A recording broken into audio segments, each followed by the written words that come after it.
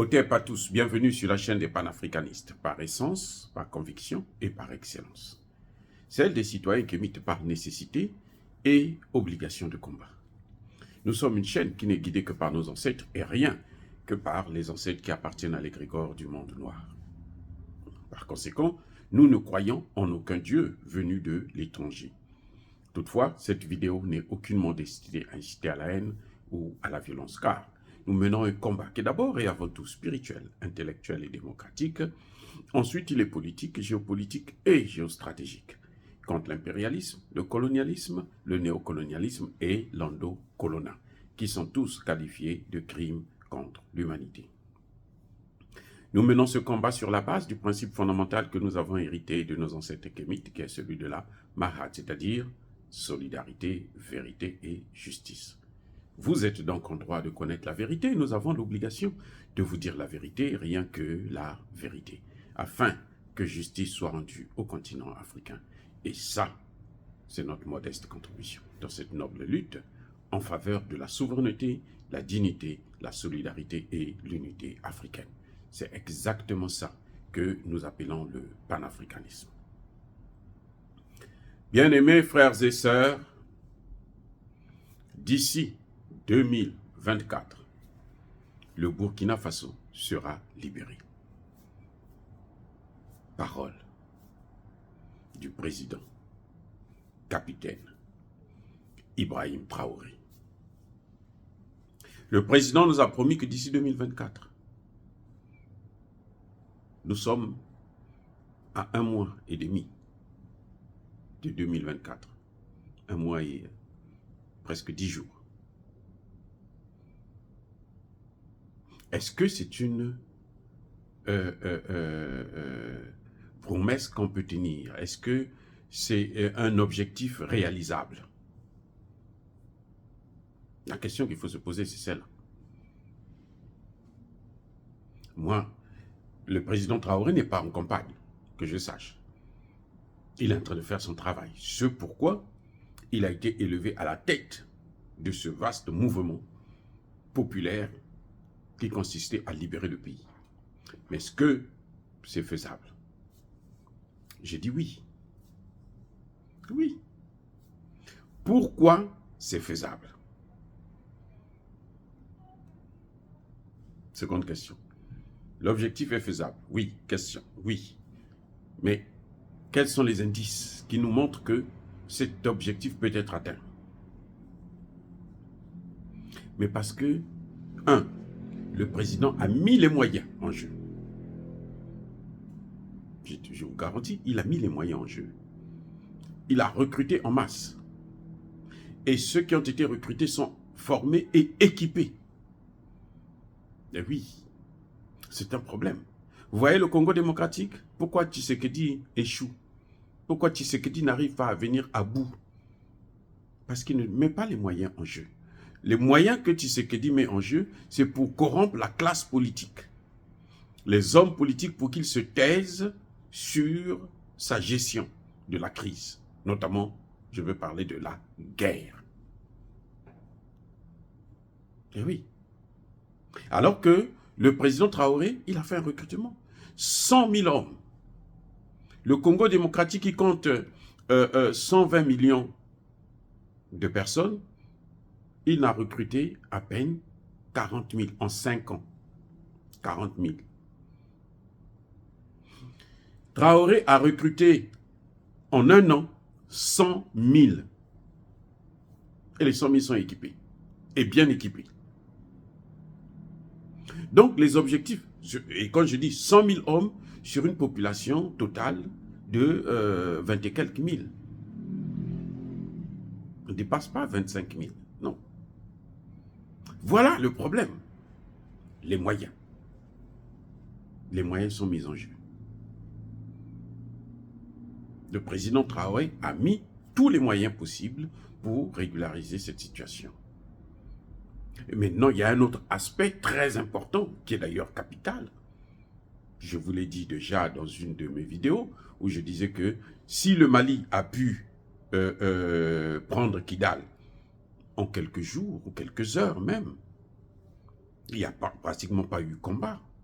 c'est un chaos qu'ils ont donné aux terroristes sur la place. Eh bien, ça veut dire quoi? C'est parce que la situation géopolitique était favorable. Il n'y avait plus la guerre. Et les terroristes n'avaient plus l'espace du Niger. Ils n'avaient plus des Français au Niger pour les ravitailler. Personne ne pouvait leur venir au secours. Ça veut dire. Donc, c'est ça. Ça a été un élément, un potentiel élément favorable pour faciliter la tâche aux femmes. Eh bien, cet élément s'applique aussi au Burkina Faso. La zone des 3 frontières n'est plus dangereuse. Oui, c'est-à-dire, les terroristes sont venus d'abord au Mali. Parce que les Occidentaux voulaient faire du nord du Mali, et notamment de la région de Kidal, une grande base militaire. Et cette base militaire-là, c'est de là maintenant qu'ils devraient conquérir.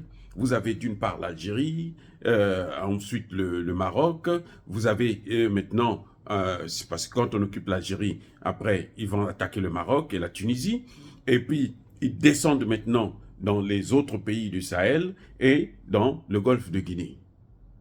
Et après, on occupe le continent africain tout entier. Mais, Dieu merci, les autorités, les vraies autorités, sont venues au Mali et ils les ont chassés. Ils sont partis au Burkina, ils voulaient s'installer au Burkina. Les Burkinabés disent, c'est pas ici. Continuez votre route.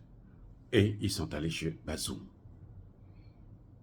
Donc, depuis là, vous avez la zone des 3 frontières.